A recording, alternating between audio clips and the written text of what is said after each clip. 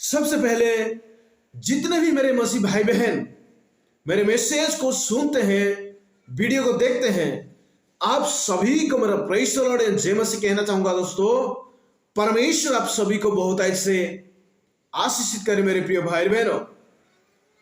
जी हाँ दोस्तों, हम पिछले दिनों से कुछ इस प्रकार परमेश्वर की वचन की सच्चाई से उस लूसीफर के बारे में, यानी आज की डेट में हम उसको शैतान कहते हैं, उस शैतान के बारे में सीखने के लिए, समझने के लिए, जानने के लिए प्रयास करते आ रहे हैं। ठीक उसी प्रकार आज भी हम उस लूसीफर के बारे में, यानी शैतान के बारे में सीखने के लिए, समझने के लिए प्रयास करेंगे दोस्तों, कि कौन सा ऐसे स्वर्ग से परमेश्वर ने उस लूसीफर को, यानी शैतान को इस धरती पर फेंक दिया।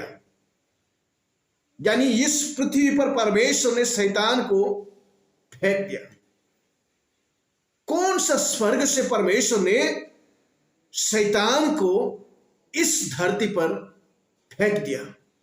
इसका जो वास्तविक सत्य को आज हम परमेश्वर की वचन की सच्चाई से समझने के लिए प्रयास करेंगे दोस्तों। इसलिए मैं चाहता हूं कि आप सभी ध्यानपूर्वक आज की इस मैसेज को सुनिएगा कि परमेश्वर का वचन में दो जगह पर, यशाया और एजेकियल पुस्तक में, उस शैतान की, यानी उस लूसीफर की पतित होने के बारे में जिक्र किया गया है, यानी वर्णन किया गया है कि कैसे परमेश्वर ने कौन सा स्वर्ग से उस लूसीफर को, यानी शैतान को इस धरती पर परमेश्वर ने फेंक दिया।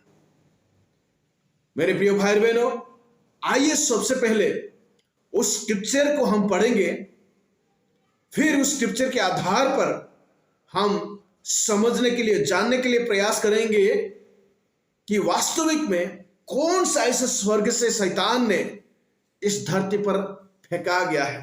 तो चलिए दोस्तों, हम स्क्रिप्चर को पढ़ेंगे। Chapter 14 verse 12। आपकी बेहतर अंडरस्टैंडिंग के लिए अगर आप चाहें तो उसका कॉन्टेक्स्ट को भी पढ़ सकते हैं, यानी ऊपर नीचे आप पढ़ सकते हैं, लेकिन मैं आप लोगों को बस 12 का ए पार्ट को पढ़ के सुनाऊंगा। यहां पर क्या लिखा गया है? How you are fallen from heaven, son of Dan.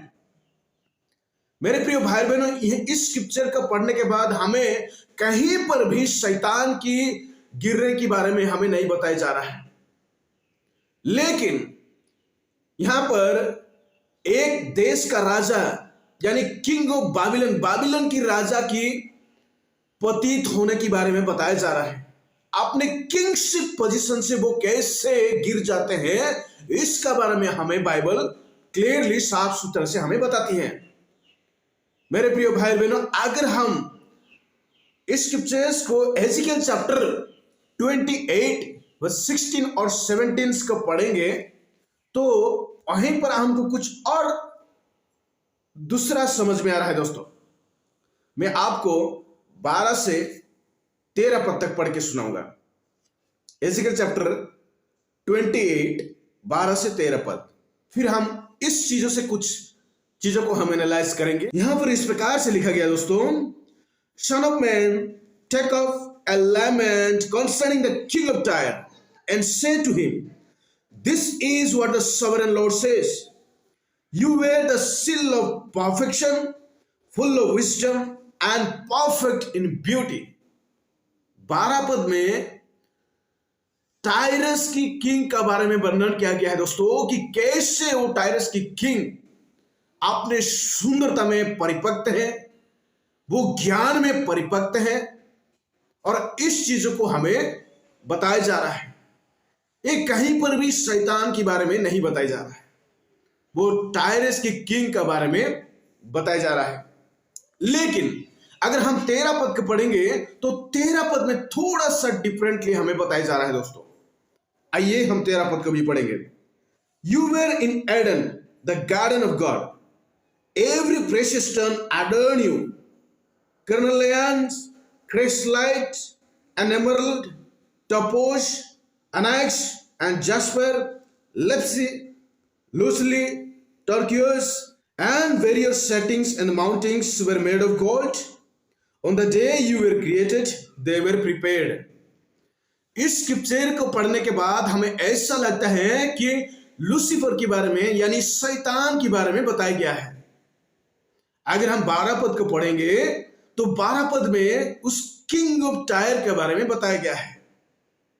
लेकिन 13 पद हमें क्यों थोड़ा सा अलग लगता है?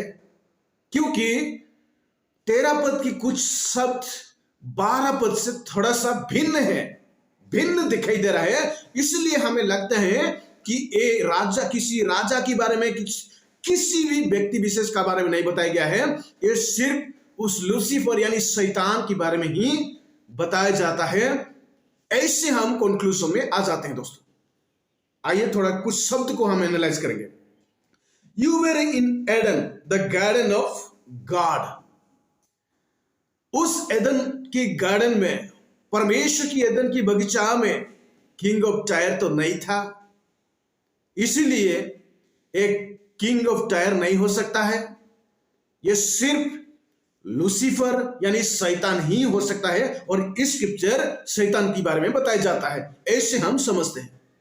लेकिन मैं आपको याद दिलाऊंगा दोस्तों, हम लोग यशायाह की किताब भी पढ़े हैं। उस यशायाह की किताब में इस प्रकार लिखा गया है, how you were fallen from heaven son of dawn. क्या उस बाबिलोन की राजा, उस किंग सन ऑफ डैन क्या स्वर्ग से नीचे गिरा है? आप लोग कहोगे नहीं जी, ये कैसे हो सकता है, ये कैसे मुमकिन है? अगर बाबिलोन की राजा सन ऑफ डैन स्वर्ग से नीचे नहीं गिरा है तो बाइबल कैसे बताती है कि तुम कैसे स्वर्ग से नीचे गिरा? और ये the king of tyre Edan की बगीचा में नहीं था। आप कैसे इस प्रकार कह सकते हैं? ठीक उसी प्रकार एजिकल चैप्टर 28 वर्स 13 उस किंग ऑफ टायर के बारे में बताता होगा।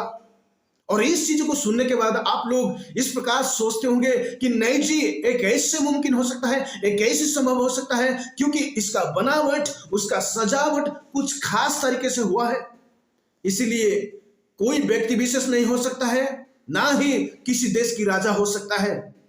यह सिर्फ ही सिर्फ उस लूसीफर यानी शैतान के बारे में ही स्क्रिप्चर बताता है। मेरे प्रिय भाई बहनों, अगर हम 12 पद को पढ़ेंगे तो उस किंग ऑफ टायर का बारे में बताता है कि वो perfect in beauty, filled with wisdom.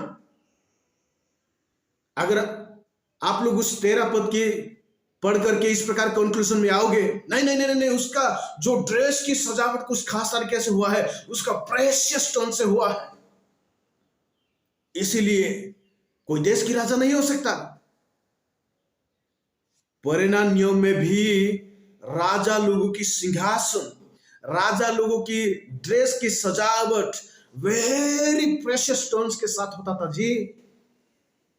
इसीलिए ये हो सकता है कि कोई व्यक्ति विशेष के बारे में, किसी देश की राजा के बारे में भी बताता होगा। ये आप लोग कभी भी इस प्रकार कंक्लूजन में नहीं आओगे, नहीं आ सकते। ये सिर्फ ही सिर्फ लूसीफर के बारे में ही बताता है। हो सकता है स्क्रिप्चर उस किंग ऑफ टायर के बारे में बताता होगा, लेकिन आप लोग कैसे इस प्रकार की कंक्लूजन में आ जाते हैं तुरंत और कहते हैं कि नहीं जी, ये किसी राजा के बारे में नहीं बताता है, ये सिर्फ ही सिर्फ उस लूसीफर यानी शैतान के बारे में ही बताता है। इस चीजों को समझाने के लिए मैं आप लोगों को परमेश्वर का सृष्टि की ओर ले चलना चाहूंगा दोस्तों, कि परमेश्वर का वचन बताती है आदि पुस्तक उत्पत्ति की किताब उसकी पहला अध्याय पहला पद, in the beginning God created heaven's and the earth. आदि में परमेश्वर आकाश और पृथ्वी को निर्माण किया। आकाश और पृथ्वी को निर्माण करने से पहले परमेश्वर कहां था? परमेश्वर का वचन बताती है the spirit of God was hovering over the waters। परमेश्वर की आत्मा जल के ऊपर मंडरा रहा था। अगर परमेश्वर की आत्मा इस धरती का जल के ऊपर मंडरा रहा था तो उस समय स्वर्ग कहां था? ध्यान दीजिएगा, जब परमेश्वर की आत्मा इस जल के ऊपर मंडरा रहा था इस धरती पर, तो उस समय स्वर्ग राज्य कहां था और स्वर्ग को बनाने की जो कॉन्सेप्ट परमेश्वर के दिमाग में यानी परमेश्वर की माइंड में कहां से आया? क्योंकि ऑलरेडी परमेश्वर के दिमाग में माइंड में स्वर्ग था। इसलिए सबसे पहले परमेश्वर ने कहा कि आइए हम सबसे पहले आकाश को निर्माण करते हैं, यानी स्वर्ग के निर्माण करते हैं, क्योंकि ऑलरेडी परमेश्वर की दिमाग में माइंड में स्वर्ग था। अगर ये बात आपको सच लगता है तो लूसीफर कौन सा स्वर्ग से नीचे गिर गया? आपने दिमाग की स्वर्ग से लूसीफर नीचे गिर गया। दोस्तों, हमें परमेश्वर की वचन की सच्चाई से इस बात हमें पता चलता है कि जब परमेश्वर लूसीफर को बनाया तो इतना सुंदरता से बनाया और उस लूसीफर को भरपूर मात्रा से ज्ञान दिया, भरपूर मात्रा से बुद्धि दिया, ताकि वो परमेश्वर की महिमा कर सके। लेकिन लूसीफर ने परमेश्वर का विरोध में खड़ा होकर के परमेश्वर का विरोध में पाप किया। इसलिए परमेश्वर ने उस लूसीफर को नीचे फेंक दिया, यानी उस लूसीफर ने अपने दिमाग की स्वर्ग राज्य से गिर गया। आज हर एक व्यक्ति का दिमाग में स्वर्ग होता है। अगर वो व्यक्ति परमेश्वर की महिमा के लिए अपने दिमाग को सही इस्तेमाल करते हैं तो वो व्यक्ति स्वर्ग को महसूस कर सकता है, स्वर्ग राज में प्रवेश कर सकता है। अगर कोई भी व्यक्ति अपने दिमाग को गलत इस्तेमाल करते हुए परमेश्वर का विरोध में खड़ा होता है तो वो व्यक्ति जिंदगी में कभी स्वर्ग को महसूस नहीं कर पाएंगे और स्वर्ग राज्य में प्रवेश नहीं कर पाएंगे, क्योंकि सबसे पहले स्वर्ग की जो कॉन्सेप्ट, स्वर्ग की जो राज हर एक व्यक्ति का दिमाग में है, जैसे परमेश्वर का दिमाग में है। और मनुष्य सबसे पहले अपने दिमाग से ही गिर जाते हैं। और वैसा ही बाबिलोन की राजा द सन ऑफ जॉन अपने दिमाग में घमंड करते हुए अपने किंगशिप पोजीशन से वो गिर गया। ऐसे ही किंग ऑफ टायर भी अपने दिमाग, अपनी सुंदरता, अपने बुद्धि को घमंड करते हुए अपने राज के सिंहासन से वो नीचे गिर गया। उसी का बारे में भविष्यवाणी किया जाता है। ये कोई लूसीफर यानी कोई शैतान के बारे में नहीं। मनुष्य सबसे पहले, यानी शैतान भी हो यानी मनुष्य भी हो, सभी के सभी लोग सबसे पहले अपने दिमाग की स्वर्ग राज से गिर जाते हैं।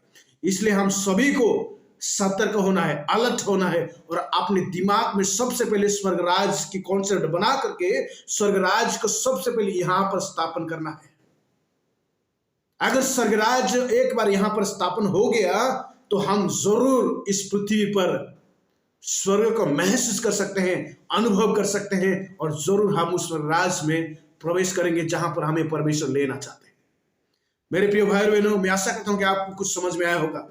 अगर आया तो परमेश्वर आप सभी को बहुत आयत से आशीषित करे। मैं चाहता हूं कि इस वीडियो को लाइक करें, शेयर करें, वीडियो में कमेंट करिए और मेरे चैनल को प्लीज दोस्तों सब्सक्राइब करिए। God bless you. Thank you.